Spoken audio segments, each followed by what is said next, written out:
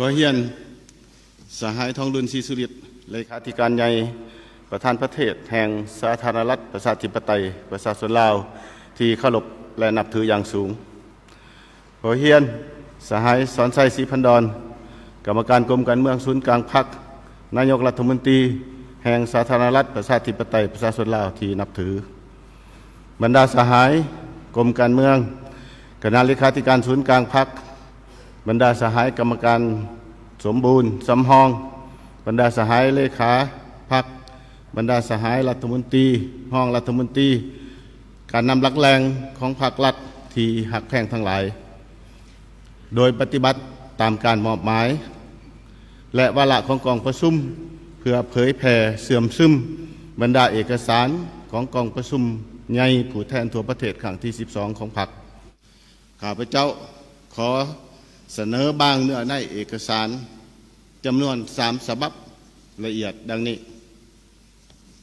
เอกสารทั้ง3ฉบับนี้เป็นการรายงานย่อและก็ย่อที่สุดเนาะเนื่องจากว่ามันยาวและข้าพเจ้าขอรายงานเอาแต่โตเป็นตับเป็นบีของมันเพื่อให้บรรดาท่านเข้าใจหลังจากนั้นพวกเขายังจะมีเอกสารยาวเพื่อให้บรรดาท่านได้ทานทั้งหมดได้กวดก้าได้เสื่อมซึมไม่ตื่มปัญหาที่1ความหมายสำคัญของโครงการการเมืองโครงการการเมืองแม้นแถลงการสั่งร่วมย่อมีความจะแจ้งมีความชัดเจนสี่ให้เห็นทุกปัญหาที่พรรคอยากบรรลุได้และเพื่อจุดประสงค์ที่ตั้งไว้โครงการการเมืองแม้นทฤษฎีปฏิวัติของพรรคมันเปรียบเหมือนทวนไฟเยื่องทางให้ประชาชนเฮาเฮ็ดการปฏิบัติอย่างมีใส่พรรคเฮานับแต่มือสร้างตั้งขึ้นได้วางโครงการการเมืองออก2ครั้งคือครั้งที่1ในปี1955เป็นโครงการการเมืองฉบับทำอิฐของพรรคที่ได้กำหนดทิศนำและถือเป็นแนวทางให้พรรคเฮาดำเนินภารกิจต่อสู่ต้านการหุกหานจากจักรพรรดิลาเมืองขึ้นและลูกมือขายสะอันนั้นเป็นฉบับที่1ฉบับที่2ครั้งที่2ในปี1972เป็นโครงการการเมืองที่ว่างออกเพื่อเหตุสำเร็จการปฏิวัติศาสตร์ประชาธิปไตยเพื่อนำพาประเทศชาติก้าวขึ้นสู่สังคมนิยมการสร้างโครงการการเมืองฉบับใหม่ของพรรคในระยะใหม่แม้นตอบสนองสภาพการเล็งท่วงใหม่หน้าที่ใหม่ของการปฏิวัติลาวหน้าที่แห่งการยู่แห้งภารกิจเปลี่ยนแปลงใหม่ให้เข้าสู่ล่วงลึกด้วยการสร้างการหันเปลี่ยนอย่างแข็งแรงลึกซึ้งหอบดาดและสร้างเศรษฐกิจเอกราชเป็นเจ้าตนเองแน่ใส่น้ำผ้าประเทศชาติก้าวขึ้นสู่สังคมนิยมอย่างนักแน่นเนื้อในที่2เนื้อในโครงการของโครงการการเมืองโครงการการเมืองฉบับที่3นี้แมนโครงการการเมืองซึ่งมีหัวข้อว่าบูรณะระบอบประชาธิปไตยประชาชนก้าวขึ้นสู่สังคมนิยมแม้นการสืบต่อปฏิบัติแนวทางเปลี่ยนแปลงใหม่ที่ประธานไกรสอนพรหมวิหารเป็นผู้ริเริ่มและเป็นสถาปนิกต้นต่อที่ป้าไว้ให้พวกเขาสืบทอดต่อไปอย่างบริสุทธิ์และจงหักภักดีตลอดระยะ70 ปีแห่งการนำพาของพรรคในภารกิจต่อสู่กู้ชาติก็คือภารกิจแห่งการปกปักรักษาและพัฒนาประเทศชาติสามารถสรุปสั่งรวมได้6บทเรียนที่มีลักษณะเป็นกฎเกณฑ์ของการปฏิวัติคือ 1. การนำพาของพรรคแม้นปัจจัยตัดสินทุกชัยชนะของการปฏิวัติลาวพรรคต้องยึดมั่นอุดมการณ์สังคมนิยมยึดถือเอาลัทธิมักเลนินและแนวคิดไกรสอนพรหมวิหารและมูลเสื้ออันดีงามของพรรคเพื่อสื่อสีทิศเนื่องทางให้แก่การเคลื่อนไหวของพรรคในแต่ละระยะ 2. การสร้างความสามัคคีเป็นเอกภาพสูงภายในพรรคเป็นใจกลางแห่งการเต่าโฮมความสามัคคีเป็นปึกแผ่นทั่วปวงชนลาวทั้งชาติ 3. ยึดมั่นแนวทางป้องกันชาติป้องกันความสงบทั่วปวงชนรอบด้านติดพันกับแนวทางมหาชนของพรรคการก่อสร้างรากฐานการเมืองให้หนักแน่นและเข้มแข็ง 4. การพัฒนาเศรษฐกิจต้องหมุนใส่บรรดากฎเกณฑ์ภาวะวิสัยอย่างถูกต้องและนำใส่หมากผลของการพัฒนาวิทยาศาสตร์ที่ทันสมัยหาการปรับปรุงบริหารรัฐที่ปกครองด้วยกฎหมายให้เข้มแข็งหับประกันให้รัฐเป็นรัฐของประชาชนโดยประชาชนและเพื่อประชาชนอย่างแท้จริง 6. ยกสูงนำใจรักษาเป็นเจ้าตนเองสร้างความเข้มแข็งด้วยตนเองติดพันกับการพัวพันหัวมือกับสากลอย่างถูกต้องโครงการการเมืองฉบับที่ 3ได้กำหนดจุดหมายฮอดปี 2055คือว่ายังอีกประมาณ29-30 ปีนี่แหละจะฮอด 2055 เมื่อวันสร้างตั้งพรรคเฮาครบรอบ100 ปีสู่ส้นสร้างประเทศเฮาเป็นประเทศกำลังพัฒนาที่มีรายรับปานกลางสูงยับเข้าใกล้ประเทศที่มีรายรับสูงมีระบบการเมืองที่เข้มแข็งมีพื้นฐานเศรษฐกิจที่ทันสมัยกำลังการผลิตได้รับการพัฒนารอบด้านโดยมีการพัวพันการผลิตที่สอดคล้องและก้าวหน้าชีวิตการเป็นอยู่ของประชาชนบรรดาเผ่าได้มีพื้นฐานอันนักแน่นก้าวสู่ความอิ่มหนำสำราญโครงการการเมืองฉบับนี้ได้วางออกมีอยู่11แผนนโยบายใหญ่ในการบูรณะระบอบประชาธิปไตยประชาชนก้าวขึ้นสู่สังคมนิยมนี่คืออันนี้อันที่ 1พัฒนาเศรษฐกิจตลาดตามทิศสังคมนิยมให้เป็นระบบและทันสมัย 2. หันเป็นอุตสาหกรรมหันเป็นทันสมัยหันเป็นดิจิทัล 3. การปกปักรักษาและฟื้นฟูสิ่งแวดล้อมรับมือกับการเปลี่ยนแปลงของดินฟ้าอากาศ 4. พัฒนาวัฒนธรรมสังคมปฏิบัติอย่างเสมอต้นเสมอปลายแนวทางปกปักรักษาและเสริมขยายมูลเสื่อวัฒนธรรมและฮีตของประเพณีอันดีงามของศาสตร์หาพัฒนาคนลาวอย่างรอบด้านตอบสนองได้ความเพียงห้องต้องการของการพัฒนาประเทศชาติในระยะใหม่ 6. สร้างเงาพลังเวียกงานป้องกันชาติป้องกันความสงบทั่วปวงชนรอบด้านที่มีความนักแน่นมีความเข้มแข็งและมีแบบแผนทันสมัย 7. ยึดมั่นแนวทางการต่างประเทศของพรรคสร้างเงื่อนไขอำนวยให้แก่ภารกิจปกปักรักษาและสร้างสาประเทศชาติ 8. สร้างพรรคให้ปลอดใสเข้มแข็งนักแน่นรับประกันการกำอำนาจของพรรคให้มีความมั่นคง 9. สร้างรัฐประชาธิปไตยประชาชนที่ปกครองด้วยกฎหมาย 10. เสริมขยายมหาสามัคคีทั่วปวงชนปฏิบัติแนวทางมหาสามัคคีทั่วปวงชนอย่างนักแน่น 11. เสริมขยายสิทธิเป็นเจ้าของประชาชนอย่างบ่ยุดยั้งนี่เนื้อในของโครงการการเมืองโดยแมงที่ 3เพื่อเฮ็ดให้โครงการการเมืองของพรรคได้รับการจัดตั้งผันขยายสู่ล่วงลึกพวกเขาสืบต่อยึดมั่นอย่างเสมอต้นเสมอปลายบรรดาหลักการและทัศนะพื้นฐานในการยู่แห้งการจัดตั้งปฏิบัติแนวทางการเปลี่ยนแปลงใหม่ของพรรคเขาดังนี้ 1. การเปลี่ยนแปลงใหม่การแสวงหาสัจธรรมในการนำพาของพรรคแม้นภารกิจปฏิวัติอันลึกซึ้งถึงถองที่ต้องดำเนินอย่างรอบด้านต่อเนื่องและยาวนาน 2. เสิร์ชสู้นำใจฮักชาติอันดูดดื่ม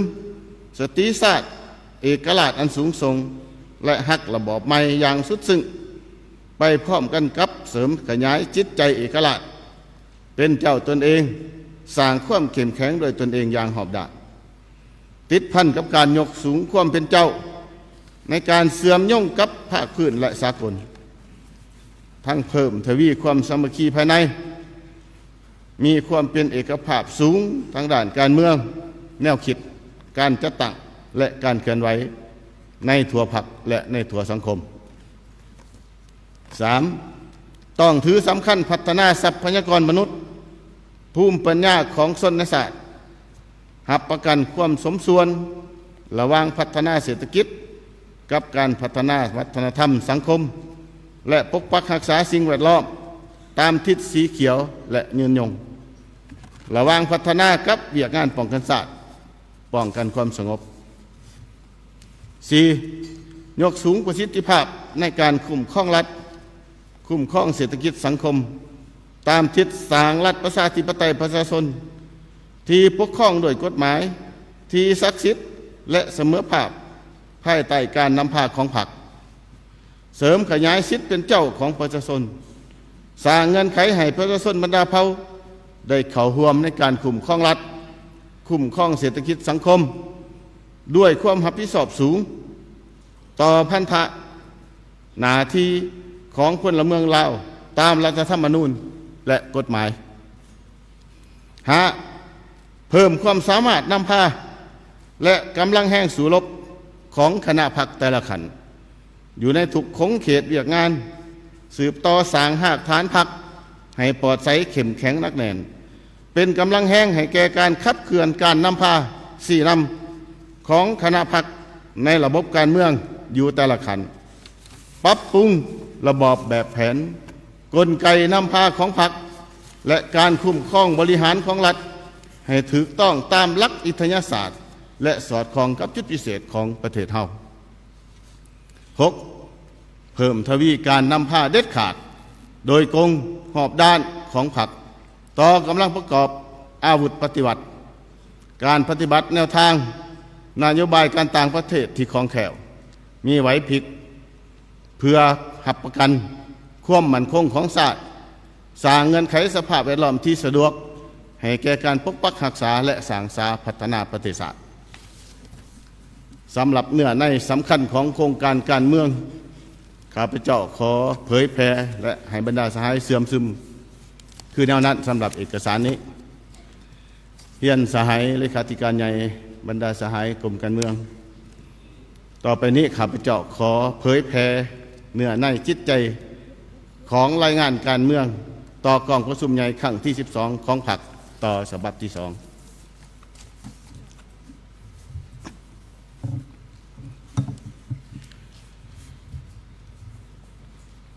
เอกสารที่2แม่นเผยแพร่เนื้อในจิตใจสำคัญ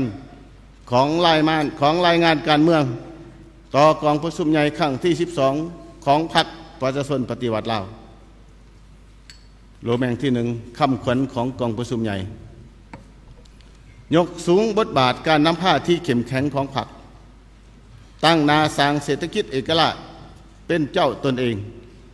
สืบต่อบูรณะระบอบประชาธิปไตยประชาชนให้นักแน่นก้าวขึ้นสู่สังคมนิยมในคำขวัญดังกล่าวนี้ประกอบ4เนื้อในต้นต่อคือเนื้อในที่1ยกสูงบทบาทการนำพาที่เข้มแข็งของพรรครวมมี5ด้านดังนี้ด้านที่1แม่นบทบาทการนำพาที่เข้มแข็งในการกำอำนาจของพรรค 2. บทบาทการนำพาที่เข้มแข็งในการเป็นแกนนำในระบบการเมืองของระบอบประชาธิปไตยประชาชนเนื้อในข้อที่3ในเนื้อในที่1นี้บทบาทการนำพาที่เข้มแข็งในการนำพาทั่วสังคมพรรคนำพาทั่วสังคมปฏิบัติ2หน้าที่ยุทธศาสตร์สร้างความเข้มแข็งให้แก่การพัฒนาเอาใจใส่ปรับปรุงอำนาจของพรรคบนพื้นฐานจิตใจฮับใส่ประชาชนและเพื่อการพัฒนาอย่างแท้จริงด้านที่4อยู่ในเนื้อในที่1บทบาทการนำพาที่เข้มแข็ง ในด้านระเบียบวินัยและความเป็นระเบียบความเป็นแบบอย่างนำหน้าของพรรคด้านที่5บทบาทการนำพาที่เข้มแข็งในภารกิจปฏิบัติแน่ใส่บรรลุอุดมการณ์ก็คือจุดหมายสังคมนิยมที่พรรคและประชาชนเฮาได้เลือกเอาไว้แล้ว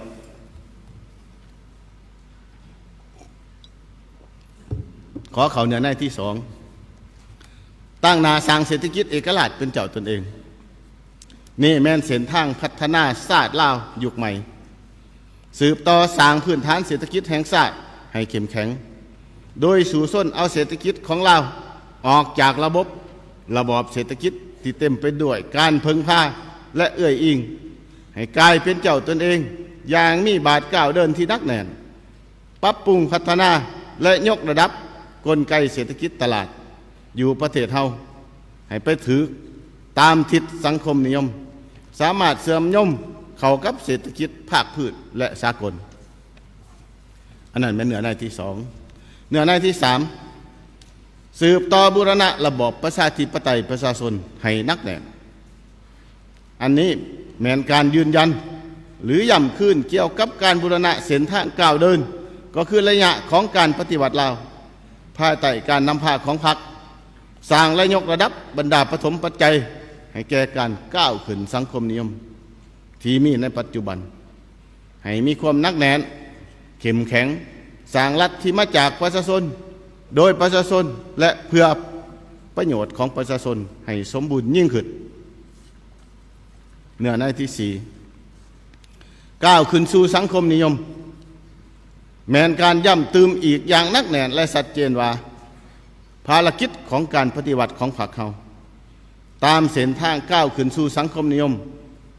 แม้นจุดหมายที่บ่อาจตาวปีนแม้นอุดมการณ์ที่บ่เปลี่ยนแปลงของพรรคเขาโรแมนที่2ตีราคาโดยสังเขปหมากผลของการจัดตั้งปฏิบัติมติกองประชุมใหญ่ครั้งที่11ของพรรคด้านดี1ประเทศชาติมีเสถียรภาพทั้งด้านการเมืองอันนักแน่นสังคมมีความสงบและมีความเป็นระเบียบเรียบร้อย2เศรษฐกิจถึงว่ามีความยุ่งยากแต่ก็มีทวงทาขยายตัวต่อเนื่องประชาชนบรรดาเผ่ามีความสามัคคีอันเป็นปึกแผ่นทั้งมีความเชื่อมั่นต่อการนำพาของพรรคและการคุ้มครองบริหารของรัฐ3ชีวิตการเป็นอยู่ทั้งด้านวัตถุและจิตใจของประชาชนได้รับการปรับปรุงและยกระดับดีขึ้นเป็นเก่าๆ 4องค์การจัดตั้งในระบบการเมืองได้รับการปรับปรุงสู่คุณภาพใหม่ซึ่งได้ตั้งหน้าเสริมขยายและปฏิบัติพระบทบาทของตนได้อย่างเป็นเจ้าการได้ปรับปรุงกลไกการนำพาของพรรคและการคุ้มครองของรัฐอยู่ขันท้องถิ่น 5. การปรับปรุงกงจักรการจัดตั้งในนั้นได้สร้างตั้งปกครองตาแสงการปกครองตาแสงเป็นขันการปกครองลุ่มสุดการเคลื่อนไหวคุ้มครองรัฐคุ้มครองสังคมคุ้มครองเศรษฐกิจสังคมของบรรดาองค์การรัฐได้รับการยกระดับให้มีประสิทธิภาพหลายกว่าเก่า 6. การพัวพันหัวมือกับบรรดาประเทศเพื่อนมิตรสากลได้รับการยกระดับและขยายตัวสู่ล่วงลึกนำเอาผลประโยชน์มาสู่ประชาชนและประเทศชาติเฮ็ดให้บทบาทอิทธิพลของสาธารณรัฐประชาธิปไตยประชาชนลาวได้รับการเสริฐสู้ให้สูงเด่นขึ้นในเวทีภาคพื้นและสากลสาเหตุที่พาให้มีจุดดีย้อนการนำพาสี่นำอย่างเข้มแข็งถูกต้องแท้ถึงและทันการของคณะบริหารงานศูนย์กลางพรรคคณะพรรคทุกขันบวกใส่ความบุกบืนสู่ส้นของรัฐบาลในการบริหารคุ้มครองไปตามทิศเด็ดขาดโปร่งใสและมืออาชีพการสุมใส่ปฏิบัติพระราชบทบาทติดตามกวดกาสนับสนุนอย่างแข็งแรงของสภาแห่งชาติได้ส่องแสงให้เห็นแบบแผนวิธีการนำพาสี่นำ ที่เข้มแข็งของพรรคและคุ้มครองที่รัดกุมมีประสิทธิภาพของรัฐในสภาพเงื่อนไขใหม่ 2. ย้อนพรรคเฮาปฏิบัติถูกต้องแนวทางป้องกันชาติป้องกันความสงบทั่วปวงชนรอบด้านติดพันกับการพัฒนาเศรษฐกิจสังคมพัวพันกับประเทศต่างประเทศอย่างมีไหวพริบและของแถวมีความเข้าใจอย่างลึกซึ้งเกี่ยวกับปัญหาที่กำลังเผชิญอยู่มีความตัดสินใจสูงสอกหาทางออกและวางมาตรการอันจำเป็นในแต่ละระยะอย่างถูกต้องและคล่องแคล่วสอดคล้องกับสภาพที่เกิดขึ้นจึงเฮ็ดให้ปัญหาต่างๆได้รับการแก้ไขดีขึ้นเทื่อละก้าว 3. ในการนำพาสีนำพวกเขาได้มีความเอกภาพสูงทางด้านการเมืองแนวคิดสมทบแน่นกับกำลังแห่งสนับสนุนและเข้าร่วมอย่างแข็งแรงของพนักงานของสมาชิกพรรคและประชาชนบรรดาเผ่าโดยมีการโฆษณาปลุกระดมสุกยู่ส่งเสริมจัดตั้งนำผ้าบรรษาสีนำเฮ็ดตัวจริงเฮ็ดให้มีปัจจัยนอแนงใหม่เกิดขึ้น 4. ประชาชนลาวบรรดาเผ่าได้เสริมขยายน้ำใจฮักชาติจิตใจเอกราชเป็นเจ้าตนเองมูลเสื้อวัฒนธรรมอันดีงามของศาสตร์ความสามัคคีอันเป็นปึกแผ่นมีความเชื่อมั่นต่อการนำพาของพรรคและอนาคตอันสว่างไสวของประเทศชาติตื่นตัวเป็นเจ้าการทำมาหากินเพื่อให้พ้นจากความทุกข์ยากและหังมีขึ้น 5. ย้อนยึดมั่นแนวทางการต่างประเทศสันติภาพเอกราชมิตรภาพและการร่วมมือก็คือทิศนำการทูตป้องกันเหตุและบุกทะลุเพื่อปกปักรักษาและพัฒนาประเทศชาติได้รับการจัดตั้งพันขยายอย่างแข็งแรงสร้างได้บรรยากาศพัวพันอันดีญาติแยงได้การสนับสนุนร่วมมือและช่วยเหลือจากประเทศเพื่อนมิตรคู่ร่วมพัฒนาและองค์การจัดตั้งสากลต่างๆปัญหาที่ 3 บรรดาจุดอ่อนและขอคงข้างต้นต่อ 1. รวมทั้งหมดมีอยู่7จุดอ่อนจุดอ่อนที่ 1 ปรากฏการเสื่อมถอยด้านคุณธาตุการเมืองคุณสมบัติศีลธรรมปฏิวัติความบ่เป็นแบบอย่างด้านมาตรจิตปฏิวัติความบุกบืนสู่ชนนำใจรับผิดชอบรับใส่ประชาชนและความเสียสละเพื่อส่วนรวมในทันแถวการนำลักแรงสมาชิกพรรคพนักงานจำนวนหนึ่งอยู่ในแต่ละขันบ่ท่านได้รับการแก้ไขอย่างตั้งหน้า 2. การปลุกระดมประชาชนและสังคมเข้าร่วมเวียกงานป้องกันชาติป้องกันความสงบยังบ่ท่านแข็งแรงยังบ่ท่านกว้างขวางและบ่ทั่วถึง 3. เศรษฐกิจมหาภาคยังบอบบางการลงทุนของรัฐยังบ่ท่านมีจุดสุมเท่าที่ควรการพัฒนาเขตแคว้น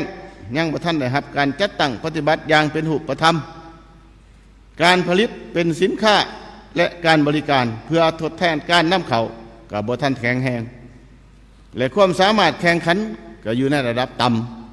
ำสินค้าส่งออกต้นตอยังแม่นวัตถุดิบหรือถามีการปรุงแต่งก็เป็นเพียงขั้นต้นเท่านั้นการขุดค้นทรงแห่ธาตุขนส่งแห่ธาตุสินค้าจำนวนหนึ่งได้สร้างผลกระทบต่อเนื้อที่การผลิตและทำมาหากินหรือผลกระทบต่อชีวิตการเป็นอยู่ของประชาชน 4. การปกปักรักษาการส่งเสริมคุณค่าวัฒนธรรมของศาสตร์การพัฒนาเศรษฐกิจกับการสร้างความศรีวิไลทั้งด้านจิตใจยังบ่ทันสมคู่กันรวมไปถึงการก่อสร้างสังคมนิยมก็ยังบ่ทันบุกทะลุด่านจินตนาการได้อย่างแข็งแรงและลึกซึ้งเวียกงานสาธารณสุขยังบ่ทันสามารถตอบสนองและรับใส่สังคมได้ดีเท่าที่ควรความสามารถในการปินปัวของฐานแถวแพทย์หมอก็ยังมีความจำกัดรวมทั้งจรรยาบรรณจรรยธรรมในการบริการที่ยังจะต้องได้รับการปรับปรุงให้ดีขึ้น กว่าเก่าหาการวางแผนสร้างปรับปรุงและจัดตั้งปฏิบัติกฎหมายตัวจริงบ่ทันหัดกลุ่ม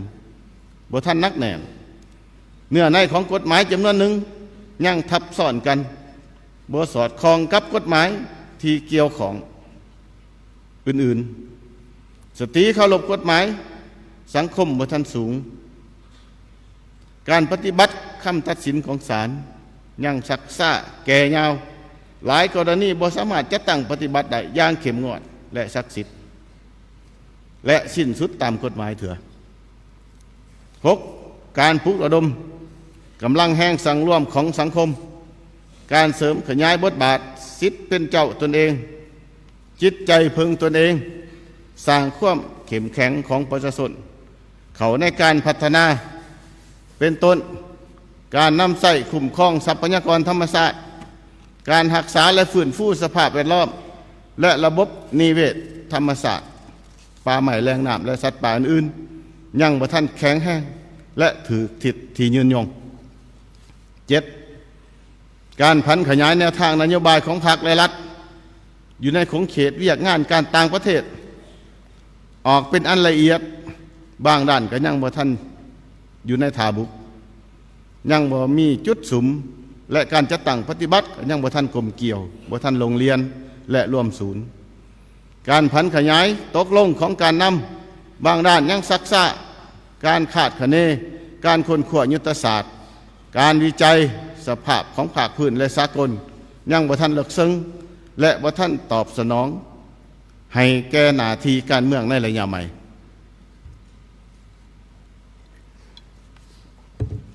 สาเหตุที่พาให้มีจุดอ่อนและขอคงค้าง 1. การเฮ็ดให้เวียกงานการเมืองแนวคิดการเฮ็ดเวียกงานการเมืองแนวคิดยังบ่ทันแพทย์หมอและทั่วถึงบ่ทันกับการเปลี่ยนแปลงของสภาพการในระยะใหม่การสร้างการหันเปลี่ยนทางด้านแนวคิดยังศักษะแนวคิดรักษาเดิมเอื้อยอิงบ่ทันได้รับการแก้ไขความเป็นเจ้าการความรับผิดชอบต่อเวียกงานบ่ทันสูงพนักงานรักแรงอยู่แต่ละขันจำนวนหนึ่งขาดความเป็นแบบอย่างนำหน้าที่ดี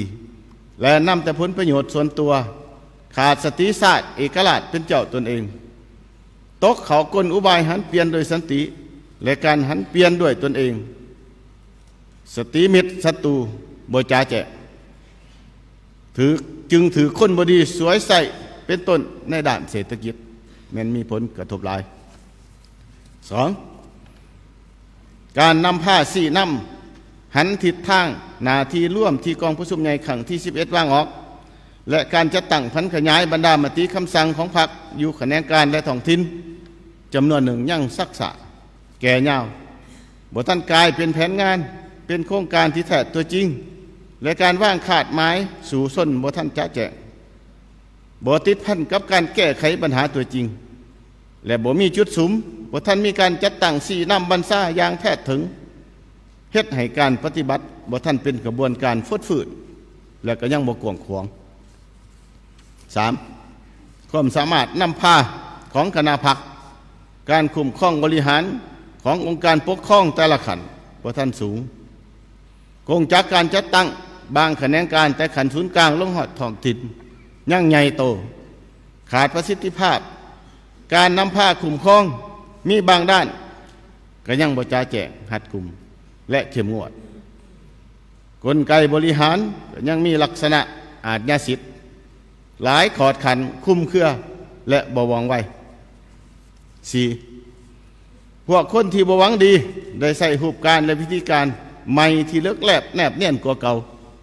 เพื่อเคลื่อนไหวมั่งเพทำลายประเทศศาสตร์ของพวกเขาโฆษณาบิดเบือนความจริงอย่างบ่ลดละโดยสวยใส่จุดบกพร่องในการคุ้มครองรัฐคุ้มครองสังคมเพื่อโจมตีพวกเขาหาบทเรียนต้นต่อในการจัดตั้งปฏิบัติมติกองประชุมใหญ่ครั้งที่ 11 ของพรรค 1. การยกสูงความเป็นแบบอย่างน้ำหนาในการสีน้ำนำพาอย่างเข้มแข็งและท่านการของคณะบริหารงานศูนย์กลางพรรคอันนี้แม่นปัจจัยตัดสินในการแก้ไขปัญหาที่เกิดขึ้นในแต่ละระยะ 2. ต้องเพิ่มทวีเวียกงานป้องกันศาสตร์ป้องกันความสงบทั่วปวงชนหอบด้านการเคลื่อนไหวของเวียกงานการต่างประเทศอย่างแข็งแรงบนจิตใจเอกราชเป็นเจ้าตนเองและเป็นเจ้าการรับประกันเสถียรภาพทางด้านการเมืองความมั่นคงเพื่อสร้างสภาพแวดล้อมเอื้ออำนวยให้แก่ภารกิจปกปักรักษาและสร้างสรรค์พัฒนาประเทศชาติ 2. การนำพาพัฒนาเศรษฐกิจแม้นหน้าที่ใจกลางและหีบด่วนของพรรคตั้งนาสร้างเศรษฐกิจเอกราชเป็นเจ้าตนเองด้วยการสร้างการหันเปลี่ยนทางด้านจินตนาการและเพิ่มทวีการนำพาสีนำอย่างหอบด้านของพรรคโดยเริ่มจากการกำหนดแขนงการที่เป็นทาแห้งบ่มซ่อนอยู่ในแต่ละท้องถิ่น 4. ต้องพัฒนาเศรษฐกิจต้องติดแน่นกับการพัฒนาวัฒนธรรมขุดค้นกำลังแห้งด้านวัฒนธรรมเขาในการพัฒนาเศรษฐกิจอยากพัฒนาเศรษฐกิจเอกราชเป็นเจ้าตนเองต้องถือการพัฒนาสังคมเป็นเป้าหมายเป็นกำลังแห้งและสิ่งสุขดันโดยเฉพาะพัฒนาทรัพยากรมนุษย์ให้มีคุณภาพหาการผันขยายแนวทางแผนนโยบายมติคำสั่งของพรรคนโยบายกฎหมายของรัฐต้องเสิร์ชสู้บทบาทนำพาสีนำบรรษาที่เข้มแข็งประดิษฐ์สร้างและเป็นเจ้าการของคณะนำเป็นต้นผู้เป็นหัวหน้าอยู่แต่ละบอนโดยเฉพาะในระยะที่พบกับความยุ่งยากด้านเศรษฐกิจการเงินคณะพรรคคณะนำแต่ศูนย์กลางฮอดท้องถิ่นต้องยกสูงความรับผิดชอบในการสีนำบรรษาก็คือการบรรษาสนามรบอื่นๆต้องเฮ็ดคือกันกับการบรรษาสนามรบ6. เสริมขยายประชาธิปไตยอยู่ภายในพรรคอย่างแข็งแรงด้วยรูปการที่เหมาะสมมีการจัดตั้งนำพาที่ดีรับประกันให้พนักงานให้สมาชิกพรรคให้มหาชนมีส่วนร่วมให้หลายขึ้นในการติดตามการเคลื่อนไหวสีนำพาของบุคคลผู้นำพาเพื่อสร้างสภาพแวดล้อมสังคมอันเอื้ออำนวยให้แก่การแก้ไขปัญหาหย่อเถาะต่างๆให้มันดีขึ้นสำหรับด้านดีด้านคงข้างสาเหตุที่พาให้ดีสาเหตุพาให้อ่อนและบทเรียนที่ถอดถอนได้ในการจัดตั้งปฏิบัติที่ผ่านมานั้นเสนอบรรดาสหายลงลึกค้นคว้าใจแยกให้เป็นอันละเอียดเพื่อเอาไปเป็นพื้นฐานในการจัดตั้งปฏิบัติในต่อหน้าอยู่ในเอกสารเสื่อมซึมได้มีแล้วเนาะเอกสารละเอียดแล้วทั้งคณะโฆษณาอบรมจะได้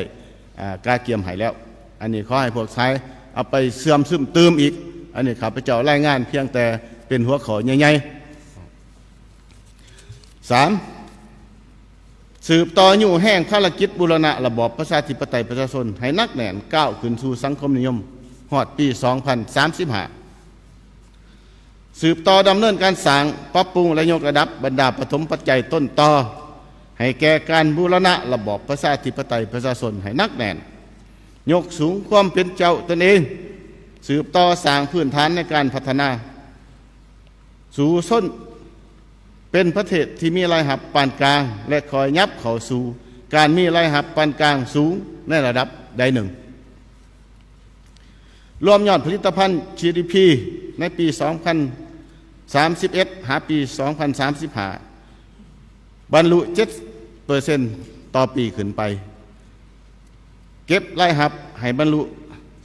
23 ถึง 24% ของ GDP ระยะปี 2031 หาปี 2035 ในหาปีต่อหน้าเริ่มแต่ปี 2026 หาปี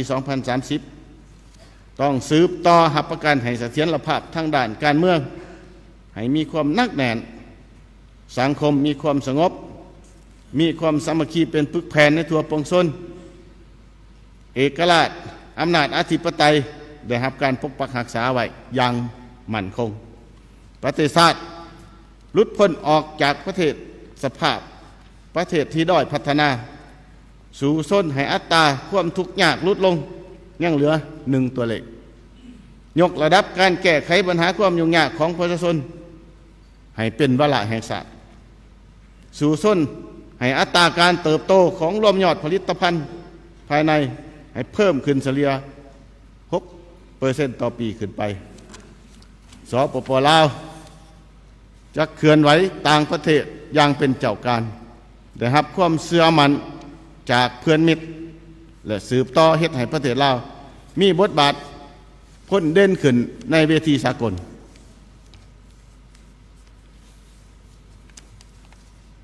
ต่อไปข้าพเจ้าขอรายงานตืม10ทิศทางเวียกงานจุดสุมแต่ละของเขต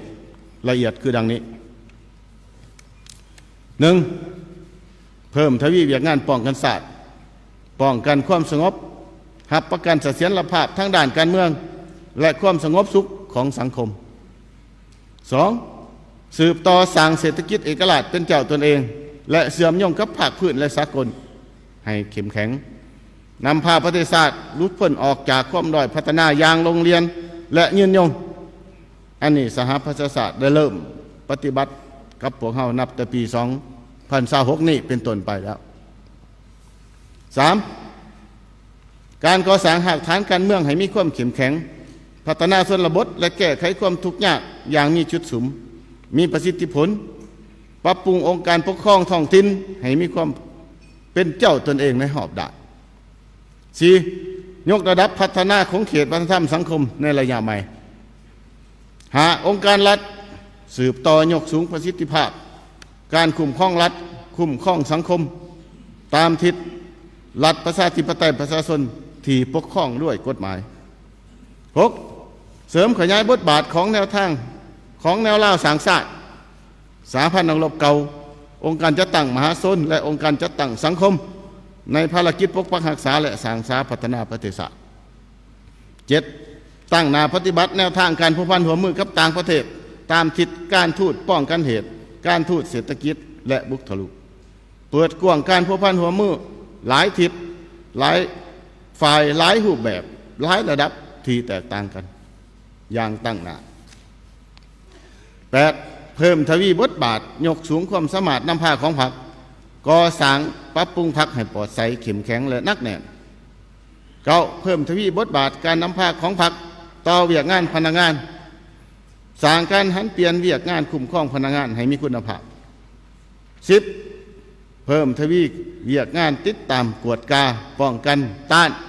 สกัดกั้นและแก้ไขพยาธิอาญาสิทธิ์การสอราชบังหลวงให้เข้มแข็งและเข้มงวดเด็ดขาดสำหรับเนื้อในเอกสารแมนอยู่ในเอกสารเสื่อมซึมแต่มีแล้วอยู่ในมือของบรรดาสหายแล้วขอให้สนายพวกบรรดาทานบรรดาสหายลงลึกค้นคว้าตื่มอีกเฮียนบรรดาทานบรรดาสหายที่เคารพนับถืออย่างสูงต่อไปข้าพเจ้าขอเผยแผ่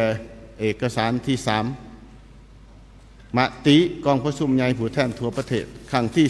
12ของพรรค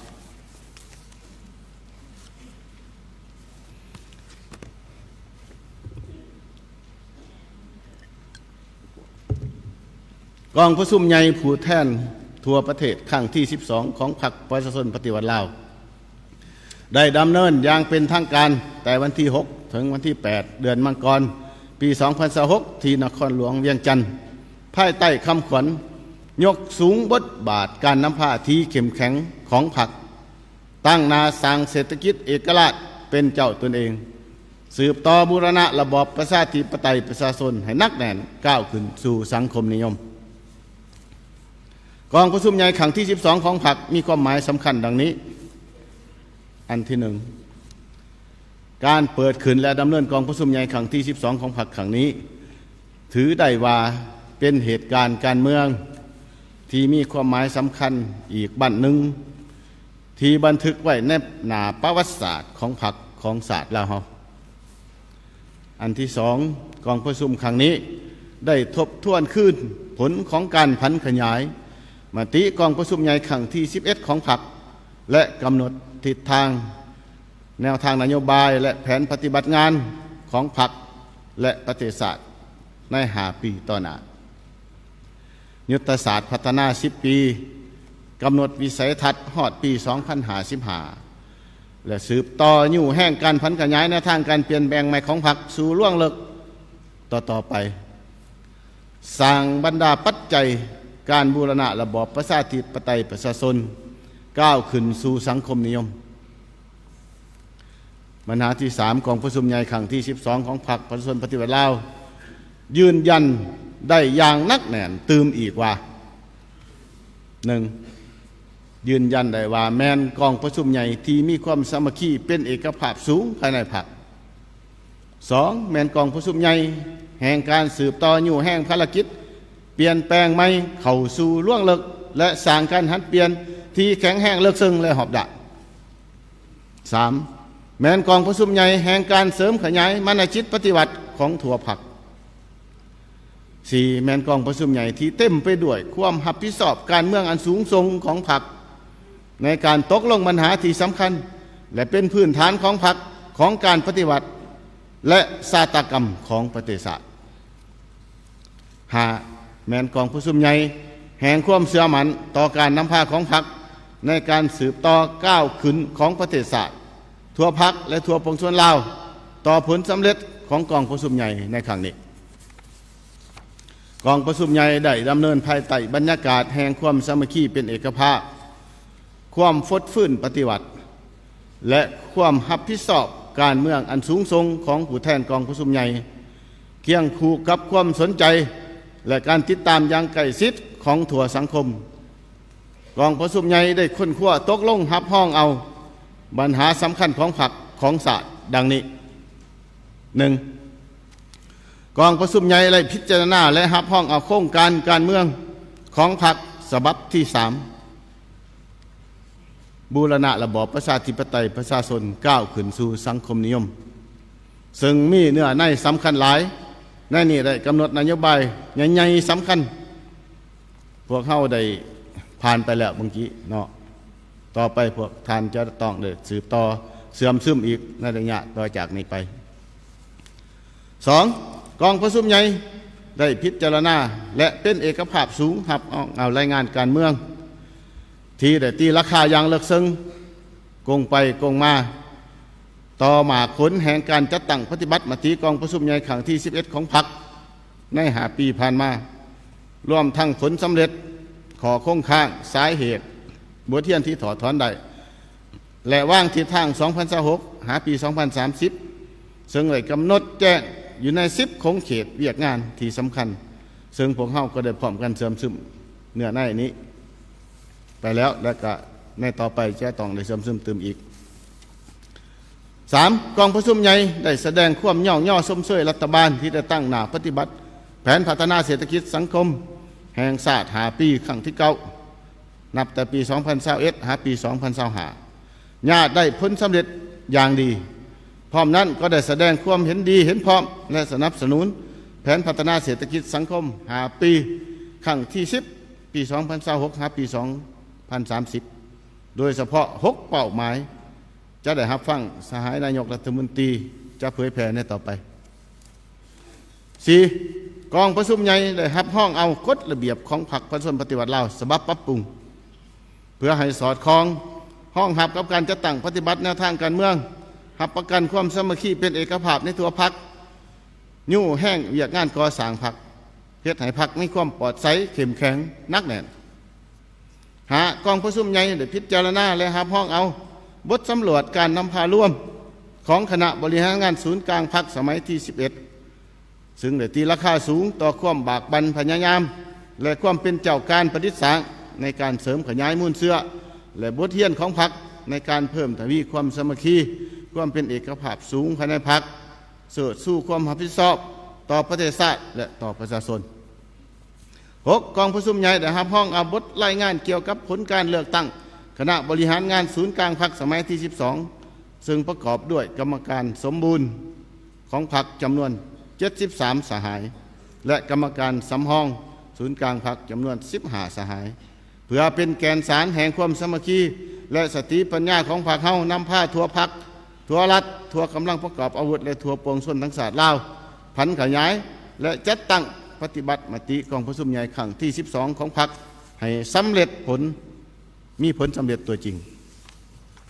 กองประชุมครบคณะครั้งปฐมฤกษ์ของคณะบริหารงานศูนย์กลางพรรคสมัยที่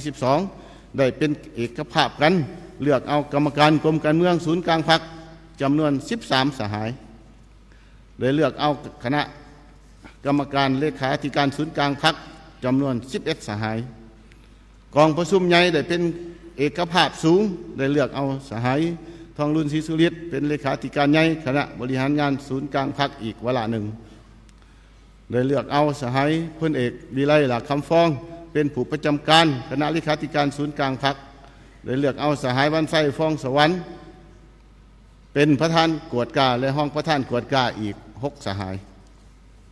เพื่อเฮ็ดให้มติกองประชุมใหญ่ครั้งที่12ของพรรคได้รับการพันขยายและจัดตั้งปฏิบัติให้ปรากฏผลเป็นจริงกองประชุมใหญ่ได้มอบหน้าที่ให้คณะบริหารงานศูนย์กลางพรรคก็คือคณะพรรคทุกขันเป็นเจ้าการค้นคว้ากำแหนนเสื่อมซึมและพันขยายเป็นแผนดำเนินงานของตนอย่างละเอียดมีการติดตามมีการกวดกามีการสุกยุจัดตั้งปฏิบัติให้แท้ถึงและเป็นประจำโดยมีการนำผ้าสีน้ำยางแข็งแห้งและร่วมศูนย์จากศูนย์กลางพรรคกองประชุมใหญ่ได้เรียกห้องมายังคณะพรรคทุกขันสมาชิกพรรคพนักงานนักรบประชาชนลาวบรรดาเผ่าบรรดาสั่นคนและยอดและพี่น้องส้นเสื้อศาสตร์ลาวที่ลำลงชีวิตอยู่ต่างประเทศจงพร้อมกันเสิร์ชสู้ฮักชาติและเพิ่มทวีความสามัคคีเป็นพึกแผ่นและเสริมขยายมานาจิตปฏิวัติประกอบส่วนเขาในการสร้างสาพัฒนาประเทศชาติให้เจริญหุ่งเฮืองก้าวขึ้นตามจุดหมายที่ว่างไว้อย่างมีใสบรรดาสหายที่เคารพนับถือการเผยแพร่เอกสารทั้ง3เอกสารที่สำคัญที่ติดพันกับกองประชุมใหญ่ครั้งที่12ของพรรคของข้าพเจ้ามาฮอดนี้ก็ได้สิ้นสุดลงเท่านี้อีกเท่านึงขอแสดงความขอบใจต่อบรรดาสหายที่ได้เอาใจใส่ติดตามรับฟังและสุดท้ายนี้ขอแสดงความขอบใจและอวยพรไส้อันประเสริฐให้แก่สหายเลขาธิการใหญ่บรรดาสหายการนำพรรครัฐทั้งหมดหน้าที่นี้จงมีสุขภาพเข้มแข็งพร้อมกันเฮ็ดสำเร็จหน้าที่ที่ชาติและพระชนมอบหมายให้และก้าวขึ้นสู่สังคมนิยมอย่างบ่หยุดยั้งขอขอบใจ